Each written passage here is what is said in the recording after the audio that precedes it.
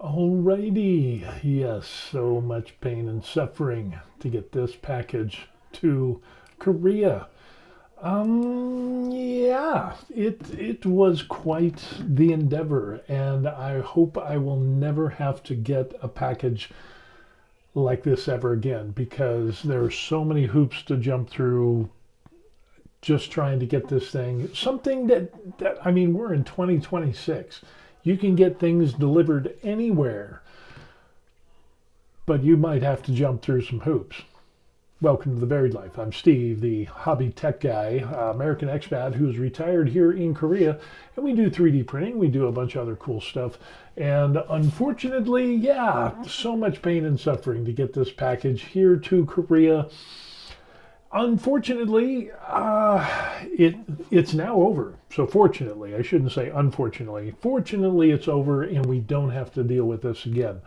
So what we're going to end up doing is we're going to take a look here, and yeah, there is the box.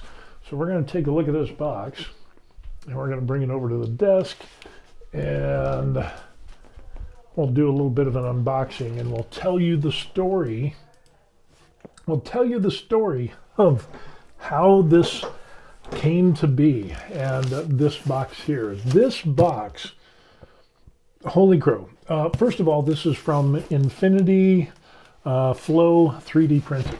So people don't know I'm into 3D printing, and with that, it ends up, let me fix something real quick here. Let's bring that down a little bit. There we go. So it ends up I do 3D printing. So this product here is something that'll help me with 3D printing. So what I ended up doing is I went onto the website and boom, there it is. Infinity Flow 3D printing, and what this device does is you have a spool of filament in one section, and that would fit right there, and then you have another spool, and then it feeds through, and so when one spool runs out, it'll automatically go to the other spool. So the cool thing is I've got the larger version that is a let's see, I think it's a 3 kilogram version. So you can go, you got the 1 kilogram, you got the 3 kilogram. I think I got the 3 kilo, maybe the 5, I can't remember now. So anyway, it ends up, I wanted this because I'm doing a lot of bigger pieces, and I don't want to run out of filament, and I'm a little squirrely when it comes to the Creality K2 Plus. So with that being said, this should give me more run time without having to worry about, you know, filament running out, the CFS kind of having some issues, one of the bays and stuff like this. And I can put on like a 2.5 or 3 kilo spool, and then another one, and you know, I'm good for like 5 or 6 kilos of printing. I don't have to change anything. So my mind would be at peace, my life would be good. But trying to get this here to Korea was a bear, because when I went on the website here, it ends up that Infinity Flow will not ship overseas. They don't have an Amazon store. I mean, it's not like it's huge and bulky. I've gotten bigger packages than this from Amazon and heavier, so you know, not a thing there.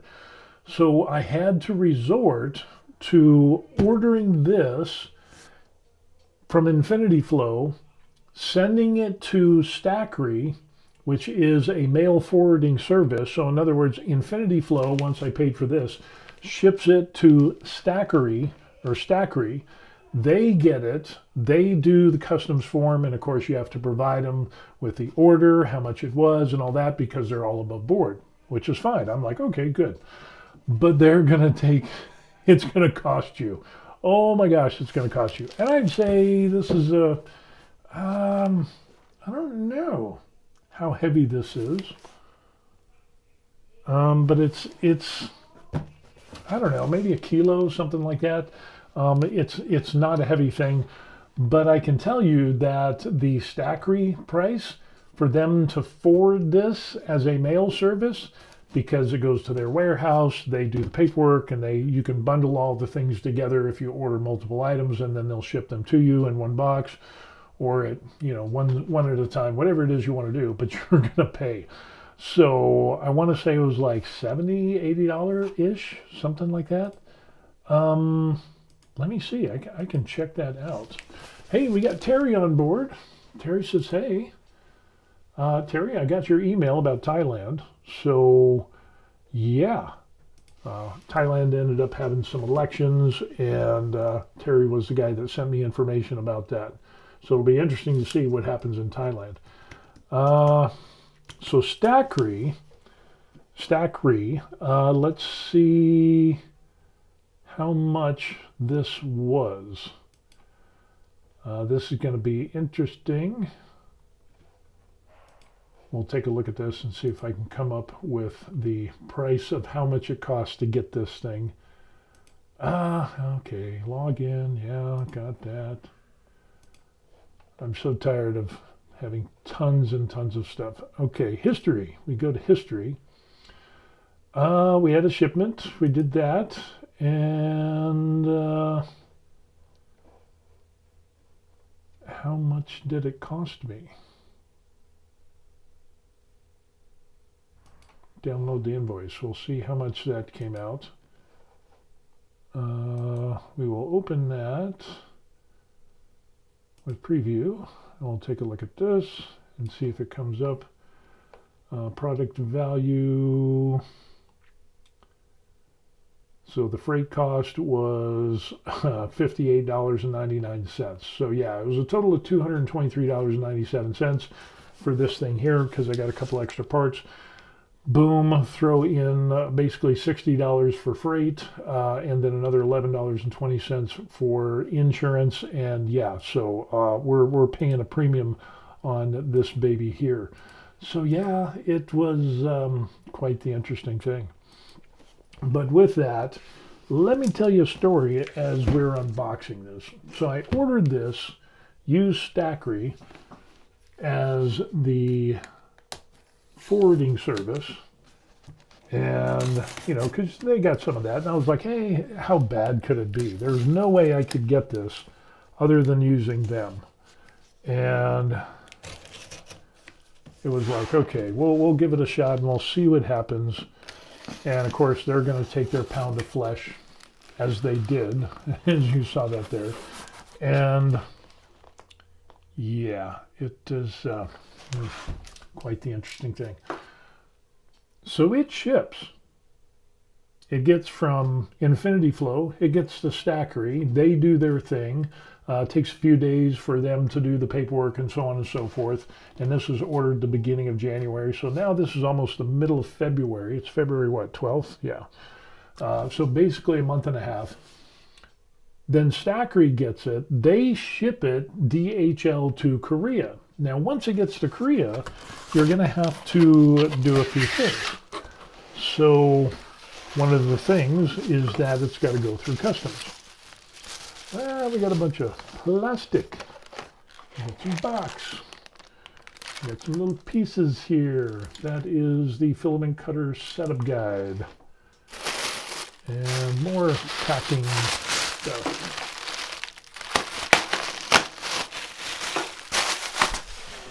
Take all the air out of that. We have some couplers. PTFE. We've got another filament cutter setup guide. We've got some PTFE tube, and then we have this here. We got some foam, as with anything, and this is 3D printed. So there it is. There it is in all its glory.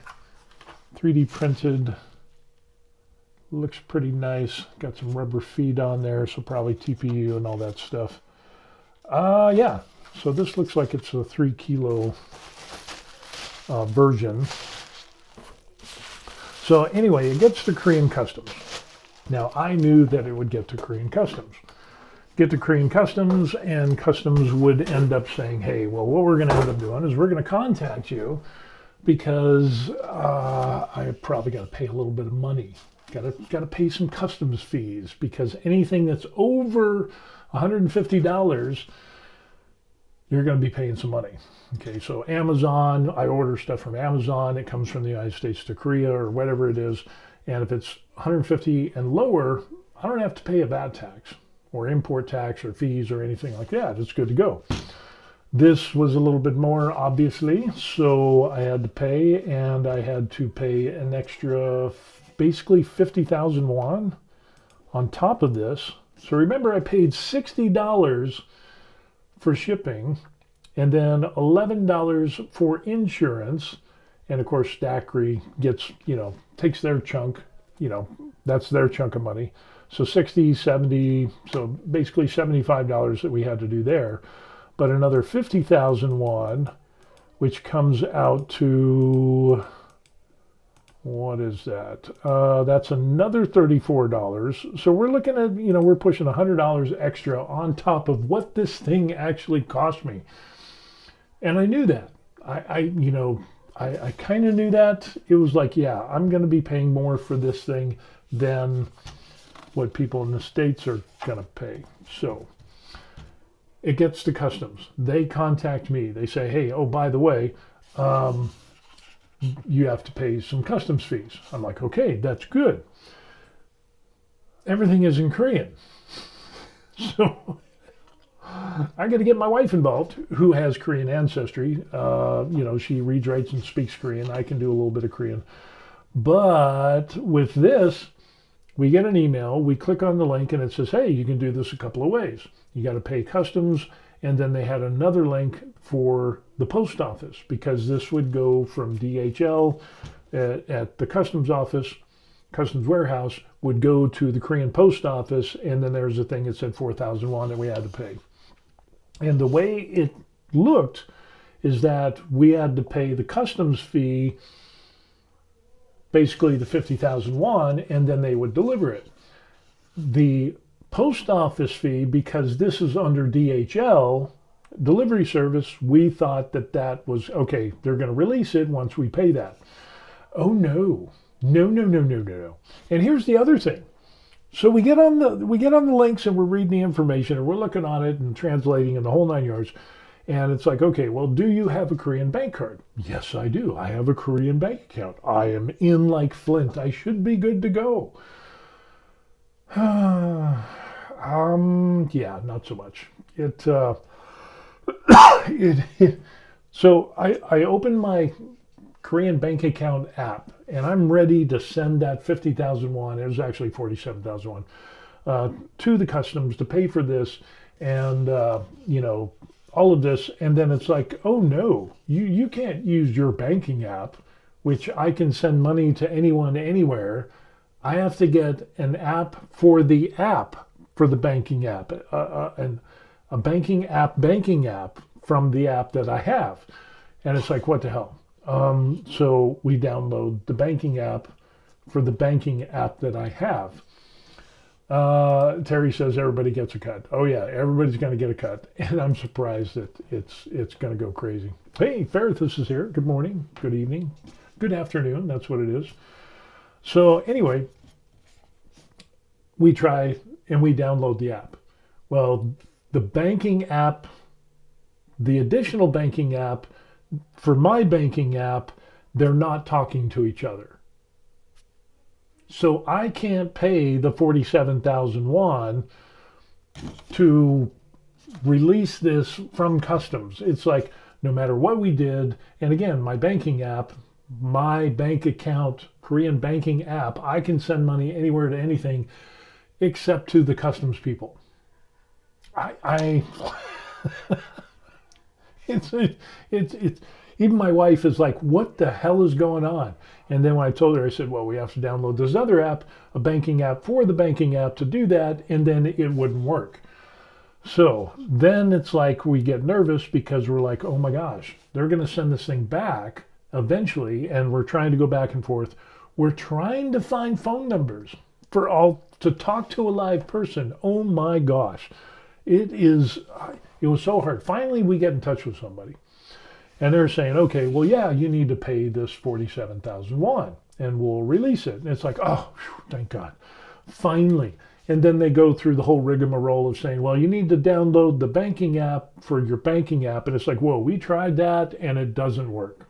Okay, it does not work at all. And then they're like, oh, well, yeah, you need to try it again and blah, blah, blah. Man, so we're going through all of this again.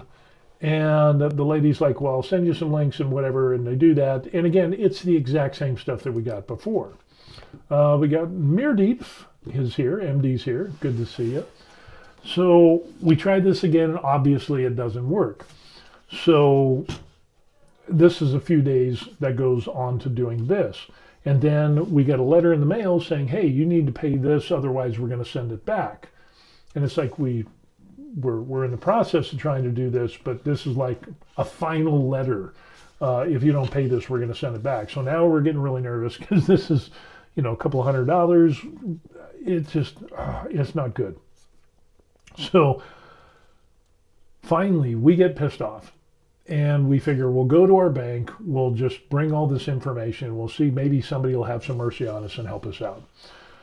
So we go to the bank. There's a customer service guy, the bank security guy. He wasn't even the customer service guy, but he's kind of like, he knows everything on the bank. And so we show him all this stuff, and he goes, yeah, you're going to have to get this banking app for your banking app. We're like, whoa, we tried that. It doesn't work. It freezes up. We can't do any of this. And he's like, oh, okay.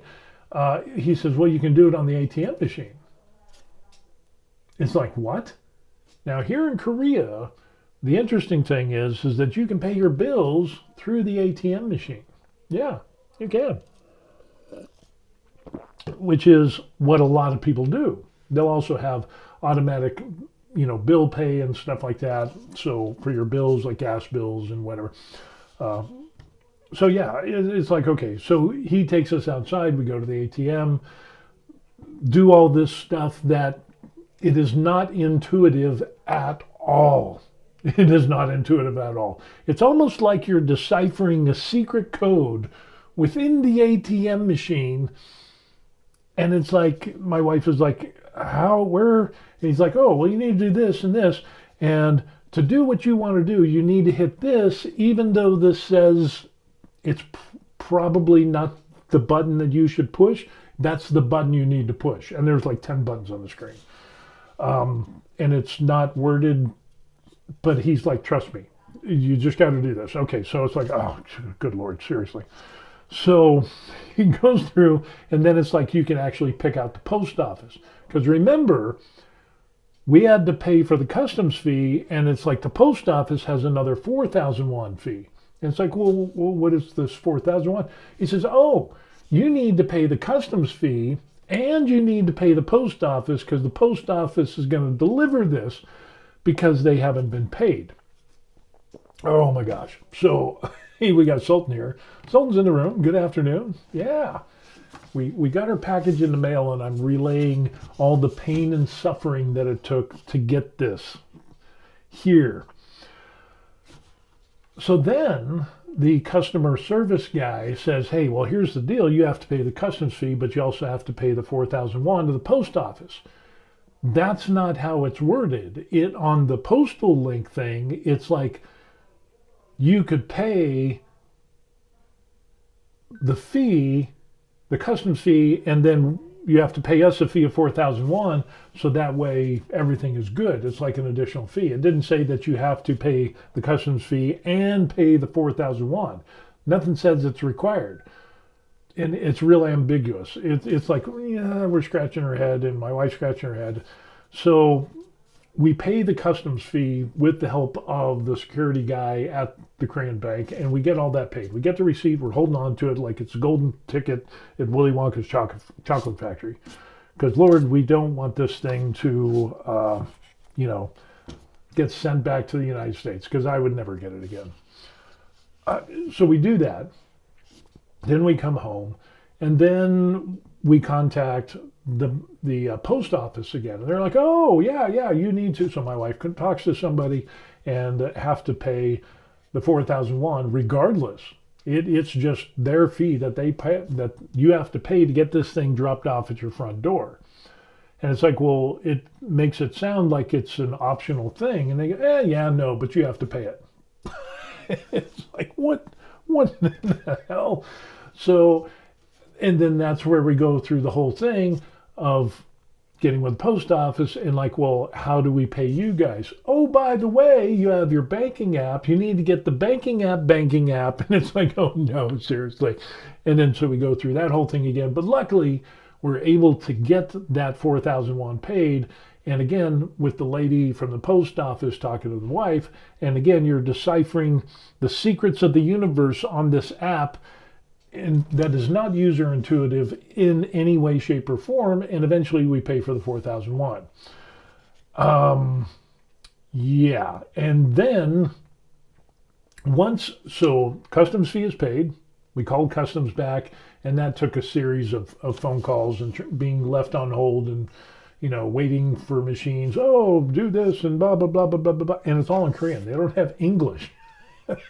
So it's like, if you were a foreigner and you had to rely on your English, you're just not getting this stuff. You'd have to find somebody. You'd have to find somebody who's Korean that would help you out on this. Now, maybe the problems with this is that we have been gone for Korea so long. My wife has been away from Korea. We got married and we traveled, military in the world and ended up in the States. We were gone for, 20, 30 years, whatever it was. So we haven't lived in Korea for a long time. And so a lot of things have changed. And these things weren't a thing when my wife was living in Korea. So yeah, it is quite the interesting thing. Let's see. Sultan says the only thing I ever shipped from Korea to the U.S. was over $150 was Hot Toys Book of Boba Fett some years ago. Yeah, there's $150 is the cutoff point. If it's more, you're going to pay that tax. He says now, but I don't honestly know how we managed to avoid going through the whole nightmare. It was delivered just like everything else. I guess we got lucky. They're really enforcing it now, especially with the current administration in the United States, how they cut and said, hey, anything, getting sent from overseas, you're going to pay. That's the whole thing. And apparently people were abusing the mail system to get stuff from overseas country and China and Korea and so on and so forth, counterfeit goods. And so now all of those things has to be declared and you're going to pay tax once those go in the United States. So I guess this is kind of I don't know, it's a thing. You're going to pay tax if it's over $150, or fees, I should say. So then the post office thing is a whole nother thing on top of that. And then, like when you pay the customs fee, we didn't get anything saying, hey, we got it. We just have the receipt from the ATM that says that we paid it. But the customs house doesn't say and shoot us an email. My email is on the thing there. Nor do they send you a text saying, okay, yeah, we received your payment. We're going to release it to the post office and on to the next step of the journey. You think that would be something that they would do. But no, you're just left in limbo.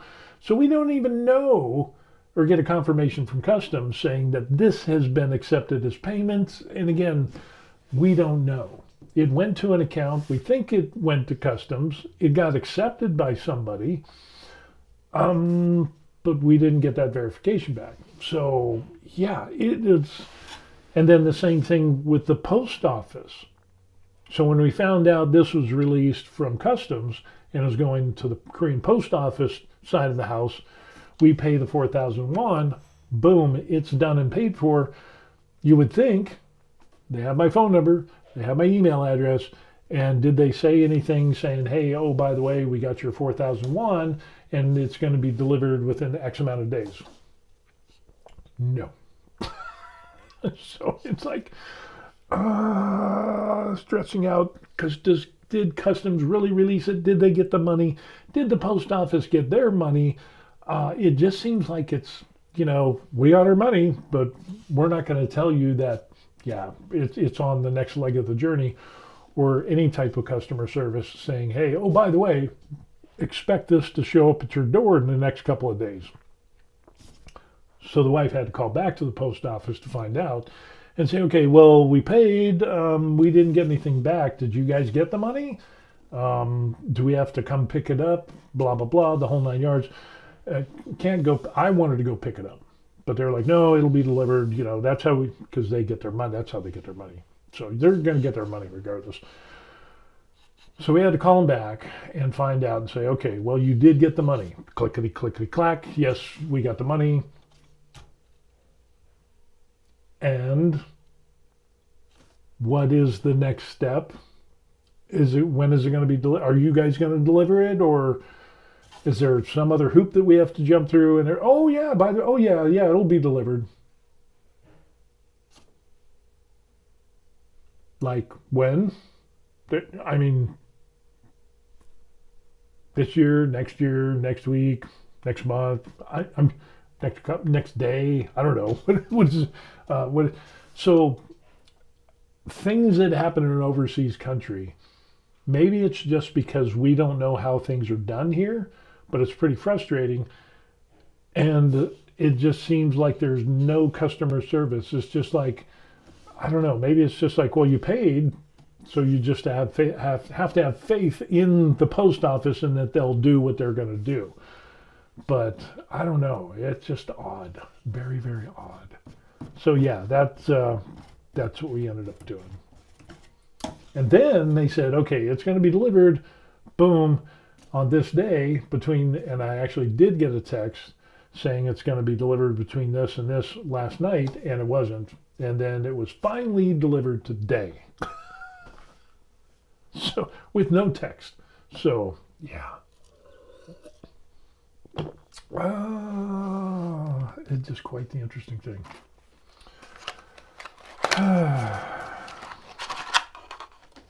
So yeah, Infinity S1 filament spool reloader finally got here after about a month and a half, and with much pain and anxiety. Yeah, this is the thing. So I'm glad I don't have to do this again. Good thing is that this is a very rare purchase, and this is probably not something I will ever have to do again, thankfully, because this was a pain in the butt. A lot of pain, a lot of suffering, and again, for something that's this amount of money, you're going to end up getting to a point of where it's like, well, hey, oh, by the way, is this even getting here? You know, so yeah, quite the interesting thing. So if I do need something like this ever again, then the whole thing is going to be, I'm going to wait until my daughter goes back to the United States and we'll have her get it. She can ship it to us and things as a gift or whatever. I don't know. Wow, that all sounds so un-Korean. So far, all our experience here has been extremely professional and great value for money. With that being said, nobody was snooty, nobody was rude, everybody was polite that the wife talked to and everything, but just trying to get a hold of a live person was rough. And then when we finally did, it's kind of like, well, here's what you need to do, and then we couldn't do it, and then we try to call back, and the phone would just ring and ring and ring and ring. Yeah, very, very, very, very odd. Maybe this was just a one-off weird thing that we got going on there. But everybody was professional. It just, I don't know if they expect you. Even compared to places like Hong Kong and Singapore, where I spent a few years, this seriously sounds like something you'd expect from those. Thailand, Malaysia, something, I imagine. Yeah, it was just very, very odd. And so at least it got here. So we got that. It got here.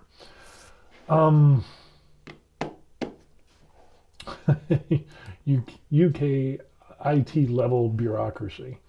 The thing is, it's just, they make it so hard, and everything could be streamlined. I mean, we're in 2026. Korea is like, what, 15th top city in the world or something like that, it's moving up in the ranks and all that stuff. And again, it's 2026. A lot of automation, a lot of cool things in Korea. And this is just like, you think you would let people know and things wouldn't be so ambiguous. and you would be able to contact people, but it was really hard to contact people. And even when we did get a phone number to contact people, we'd get them, and then the thing didn't work because we had the bank app for the bank app. And then we call back, and it's like the phone would just ring and ring and ring. And so, there's a few days of that happening, and it's like, how is this even possible? So, yeah, it was just very, very odd. And then this leads me into my next one, where the next situation, in that, oh, okay, we got two of these. Oh, I think that goes for the two cutters. Are these powered? I don't know. I don't think they are.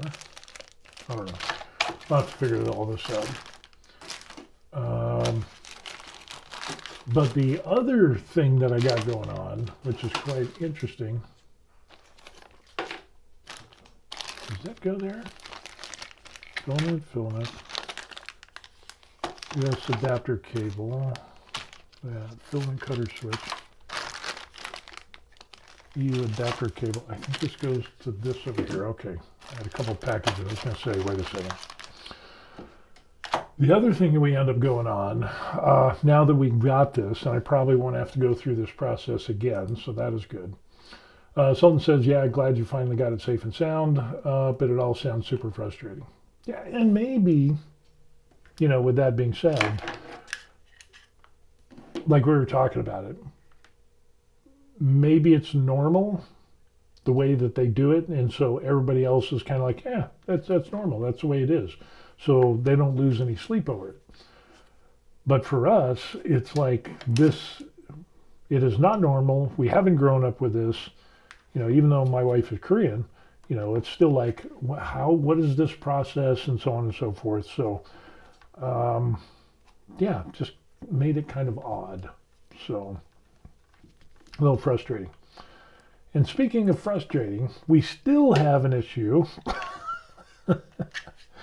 It just doesn't stop, does it? It just doesn't stop.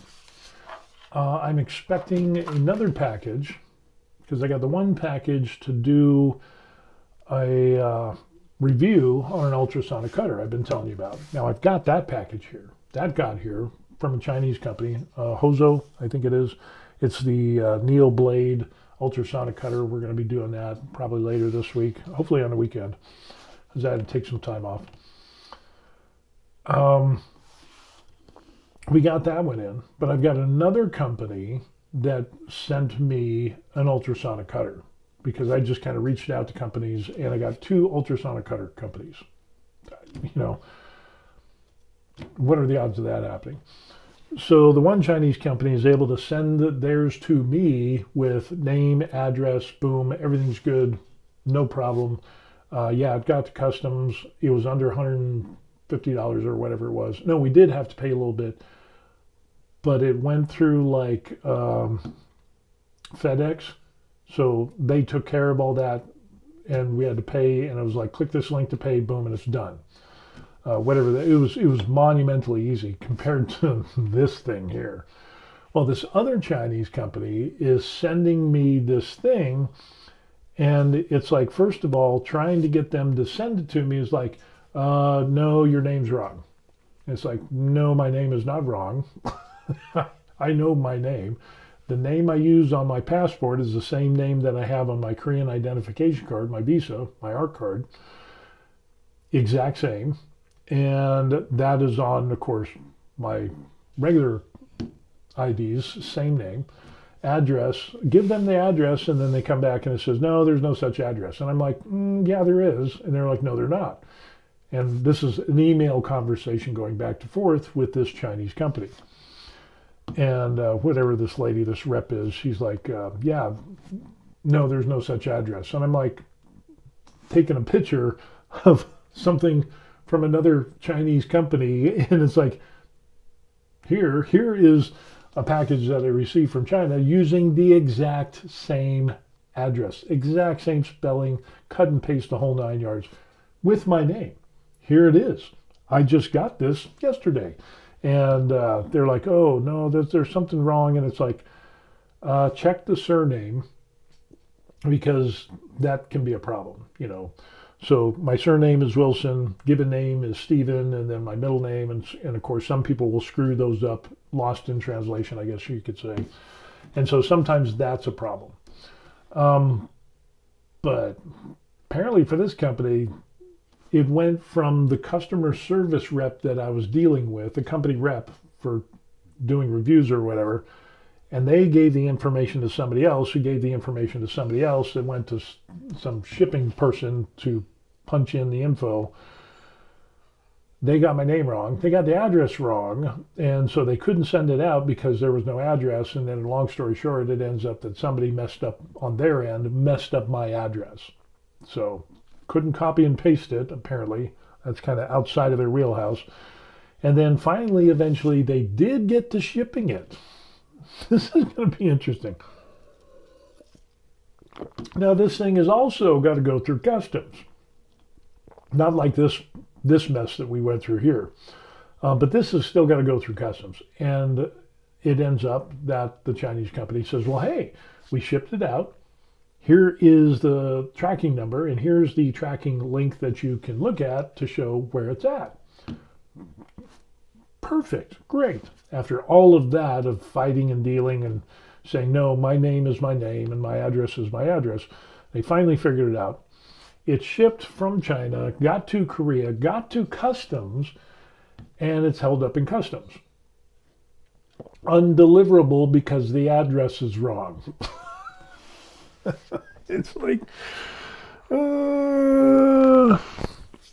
so I go back and look at the tracking number. I put it into the link in the website, and it says, yep, it's stuck, undeliverable, address unknown, blah, blah, blah, or whatever. And then it's like, but on that page, there's nothing. There's no links. There's no nothing. Is saying, hey, this went from Chinese carrier, Zing Pow Ding, or whatever, and got to Korea and Korean customs, and here is a tracking number, a reference number, or whatever it is, so that you, so you could contact the customs and say, hey, I've got this package. It says that it's held up, undeliverable because of address, so on and so forth. Nothing like that on the page. So I got to go back, email the person, let her know, say, hey, the package is in customs, but it's undeliverable because of the wrong address. And I'm assuming it's probably the wrong name as well. So she says, oh, okay, I'll send you the information. She proceeds to send me the exact same tracking number and the exact same link that doesn't have any other links on there showing what that thing is. And it's like, okay, well, then there was a tracking number, a Chinese tracking number, and then there was a second tracking number. They're two totally different numbers. Yeah, none of those are recognized by customs because we had to call customs and deal with customs again. And it's like, you got to have a number. And if you go on, one of them is if you go online, the number that the Chinese company gave me had too many characters, too many numbers in the shipping tracking number. And it doesn't matter if I took numbers off the front or the back, they gave way too many numbers. And so customs doesn't know what it is. The online tracking says, yeah, we have no idea what you're doing. Get your head out of the first point of contact. And when you get your shit together and you find the right number, then you can get with us. Well, I'm exaggerating that part. Again, it's all AI bots and so on and so forth. So it's like I'm going back and forth with the Chinese company saying, hey, you gave the link and the tracking numbers, and I can't click anything to see or click anybody to contact which shipping company it's going to go once it hits here in Korea, because it is in Korea. It's just in the warehouse. It's just undeliverable. So if I can get them and say, hey, I've got this package, but guess what? None of the tracking numbers I have do anything. And another interesting thing to note is that when you ship something from like China or some other foreign country, when it comes into Korea, you have to have your phone number because if something's undeliverable, they need to call you, or if you have to sign for the package, whatever it is, they call you on your phone number, send you text, boom, we need to get with you, blase, blase. None of that has happened. Even tried to get with customs and say, hey, my name is Steve Wilson, so if you have any packages for a Steve Wilson, it's like, no, we're going to need the tracking number. Otherwise, anybody could just call and say, hey, that's my package, and send it to this address. It has to be verified not only by your name, but by the tracking number and by your phone that they verify, because that's part of my identity here in Korea. Everything is all tagged to your phone. It's a very complicated thing here, but your phone is your lifeline. Anything that you do is tied to your identity, which is tied to your phone, which is tied to your visa, which is tied to your passport, and all of that goes together in who you are. They track you pretty well. So for everything else that we've done in Korea, it's been no problem. With this, good Lord. Finally, it gets to the point of where it's like I'm emailing this Chinese rep, this lady, saying, hey, I can't do anything because I don't have tracking numbers. The tracking number that you gave me is a tracking from the Chinese company to the Chinese port of exit for exporting and shipping stuff out. Those are the tracking numbers that I have. So, and then it'll say when it goes off the Chinese boat to Korea in customs, and then it cuts off, and that's all we have.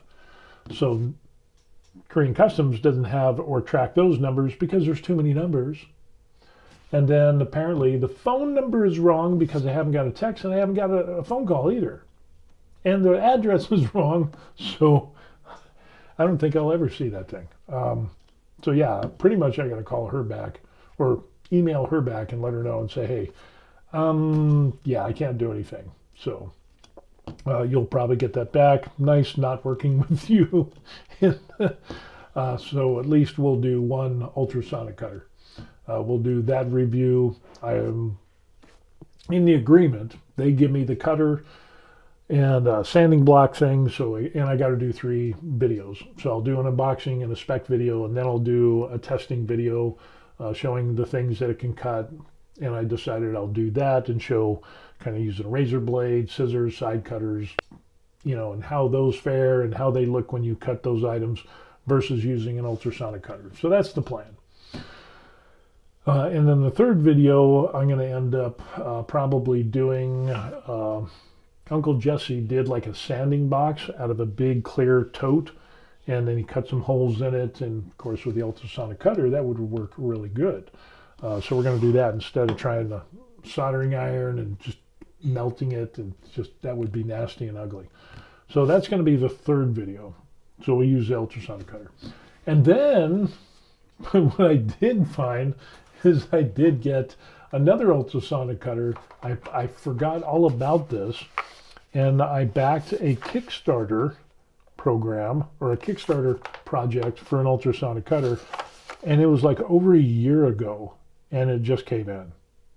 So yeah, so now I have 2 ultrasonic cutters. So maybe we'll review that one as well, because I paid money for that, and then we'll do a head-to-head ultrasonic cutter video. I don't know. Maybe not. I'm not required to. But if I run out of stuff to make videos, that'll end up being crazy. So yeah, there we go. That's what we got going on. The pain and suffering of getting the Infinity Flow S1 automatic filament changer for 3 kilo spools. Yeah, matter of fact, was that a 3 kilo?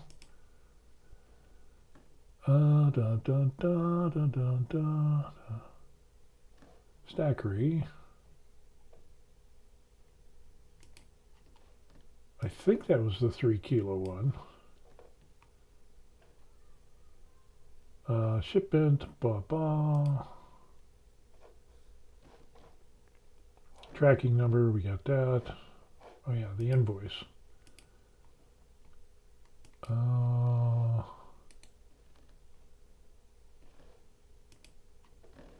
So I want to say,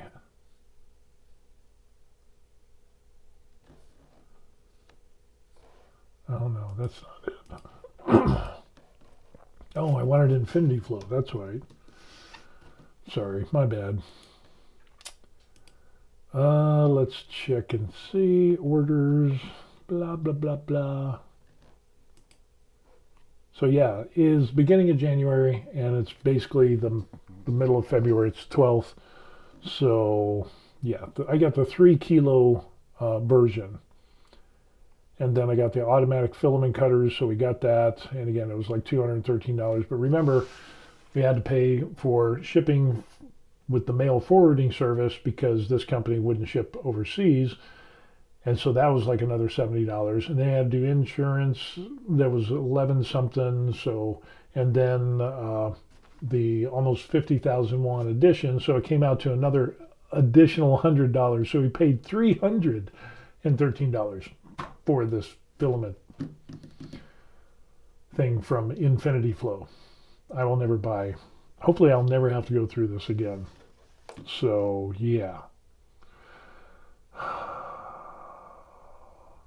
Actually, it was December 15th is when I ordered this. So it's even longer. Yeah. Confirmed 15 December. 15 December, 15 January, basically it's 12 January. So we're looking at 3 months. So December, January, February. So 2 months. 2 months. Ooh, yeah, doozy. Yeah. Fun, fun, fun. But we got it, so that's good. The other things we also ended up getting is the pegboard. It's not up there yet. I've got the boxes. That's going to require moving all of that, putting the thing together, putting that in there, and I've got all that scaffolding that we can end up, maybe I can show, what's another camera angle? Yeah, there's another camera angle if I can, no.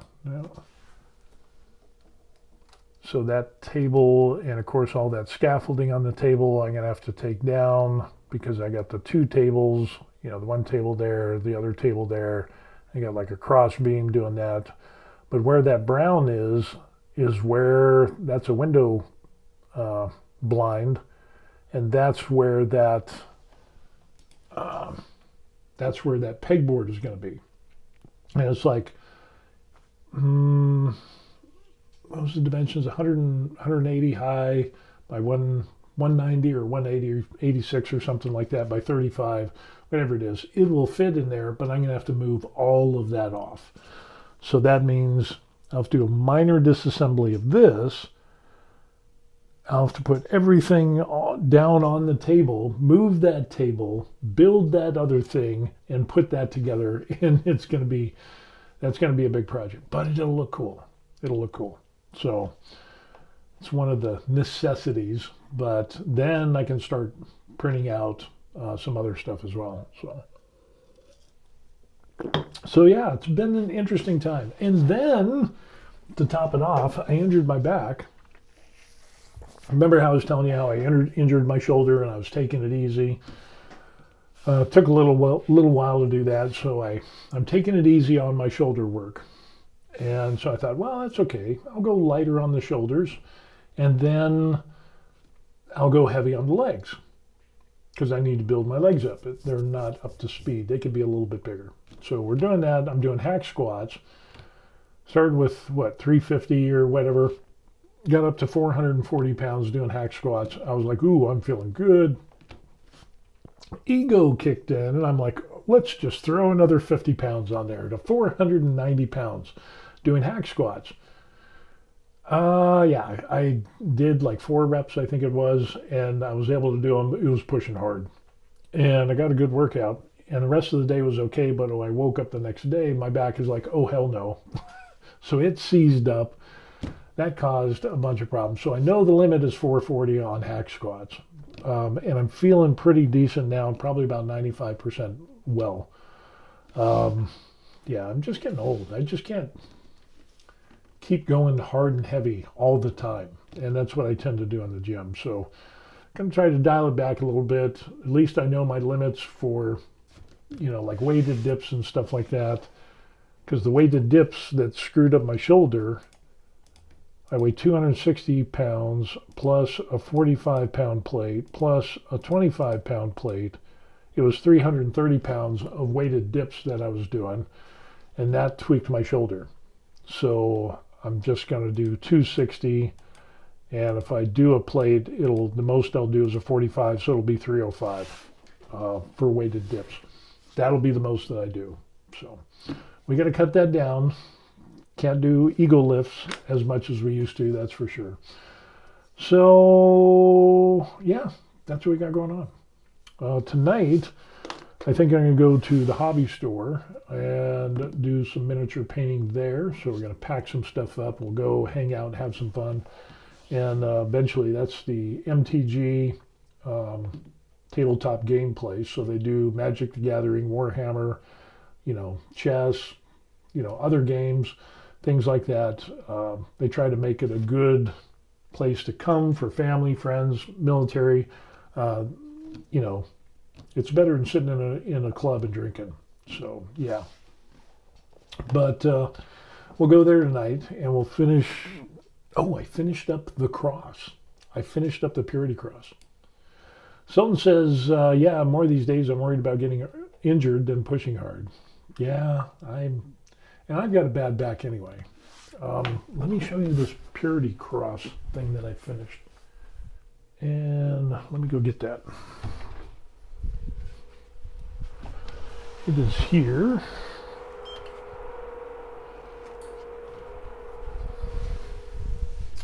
And here it is. We finished. So look at that. So we got the skull on there. And it ends up, we got it distressed. It's looking pretty good. We've got it all varnished. And I just need to put some UV resin on here to make all the red like really pop. And this will be a great little decoration for the shop, the store, because it is kind of sparse. So yeah, little Warhammer Purity Cross. Yeah, it turned out really nice. And I made 3 of these. So one for the store, one for me, and then one for my daughter. So she'll get one, but yeah, turned out great. Turned out great. And again, good stuff. So I'll take that to the shop. I think they'll really appreciate that. And that'll be fun. Something says, wow, nice. Yeah, thank you. It turned out really, really good. I'm really happy with that. And I didn't even have to, I used cheap paints. I was able to mix some white, some yellow, and some burnt umber to get that skull color, bone color, and it came out perfect. So I know how to do that now. And then with some dark washes and things like that, we're able to, yeah, just get all that going. So it turned out really, really good. So I got one last thing I need to do, and that is those red pieces on there. We'll put on the UV, UV resin, which will be nice and shiny, and it'll make it look like it's like an inset, ruby or precious stone on there. So yeah, that is going to be good. Looks really, really good. So, and maybe if I'm lucky, I can get some orders. Some other people might want this. Make a few bucks, and then yeah, kind of put that money back into the channel and stuff like that. Sultan says, I haven't even finished assembling my first gunpla, let alone started painting the damn thing. I don't feel bad. I have done the same thing. I've got, matter of fact, right there, if you look down, that's a box, and that's a big giant gunpla. So, and it's got a ton of pieces. I went too big. I bit off more than I can chew, so that's going to be quite the project. And I told myself I'm going to start putting that thing together. I'm not going to paint it, but I'll start putting that thing together after we get the pegboard thing monstrosity going, and after we get our paints in there and settled. So yeah, we'll definitely have some fun doing that. There's a ton of parts in there. Holy crow! I didn't realize. I mean, I thought Gunpla was just 5 or 6 parts when you were good to go. No, it is insane the amount of parts. And I'm not into Gunpla. And I thought, well, if I get one and I do it on a stream, I might as well get a big one. Go big or go home. So yeah, I went big, and this was like too big. It's like insane. So this is an Aegis Gundam Zaft Mobile GAT X308 from Bandai. Oh my gosh. And the amount of parts in this thing is insane. I mean, sprue after sprue after sprue after sprue. Thank God they're colored. I'm not going to paint them. Thank God they're colored. And a ton of small parts. Look at that. That is insane. So yeah, I definitely bit off more than I can chew with this thing. So yeah. Yours is an MG, master grade.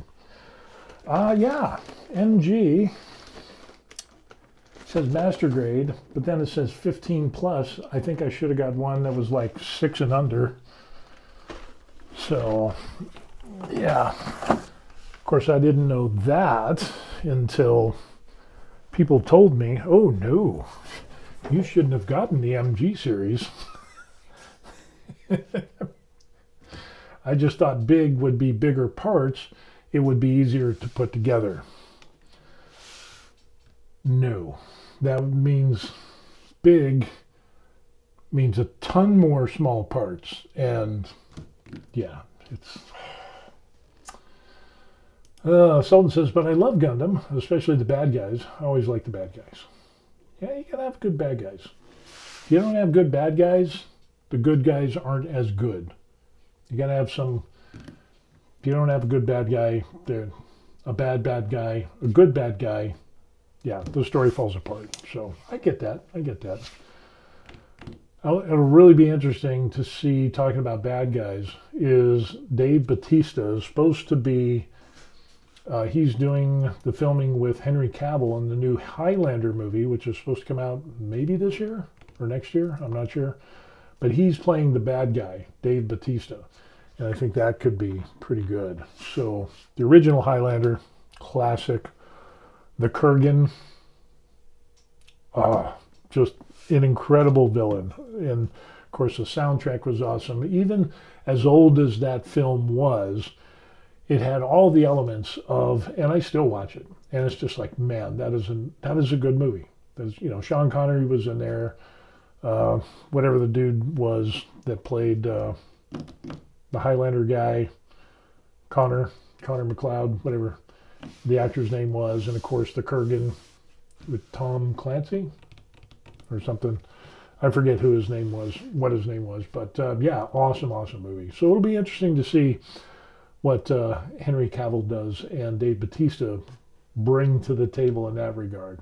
I'm really hoping hope the bad guy's incredibly bad and ruthless.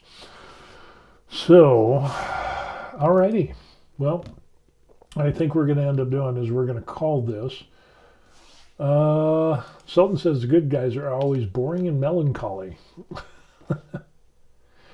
But they have to rise to the level. Think of it like Batman. When you had Heath Ledger as the Joker, and then you had Batman, the bad guy pushed him to go to his limit. And that was a really interesting dynamic. I really like that. And the same thing I think with Highlander is that you ended up having that as well. They had to push, they were being pushed. And, but yeah, the boring and melancholy good guys, yeah, I don't like those. there has to be that conflict, that internal strife within the good guy as he faces the bad guy. And yeah, it's going to be a thing. Okay, I think we're done. So we're going to go ahead and close this out. Thanks for watching, everybody. But yes, the pain and suffering of getting this package of the Infinity Flow S1 is not something that I want to do again. And again, it took December to January, January to February. So we're looking at 2 months and much pain and suffering to get that. Paying taxes, import fees, dealing with post office and shipping companies and customs, and it is what it is. I don't know. Oh, fun stuff.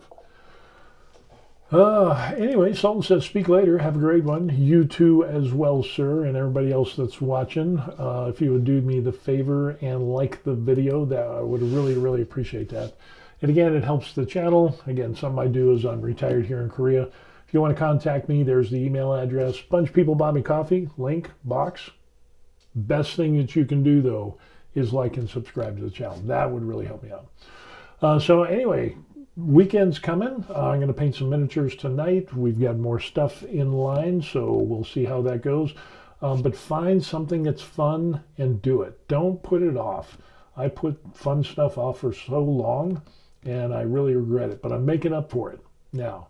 But I don't want you to miss out. Find something that's fun and do it and have fun, and we'll see you on the next video. All right? Peace. Good stuff. Good stuff.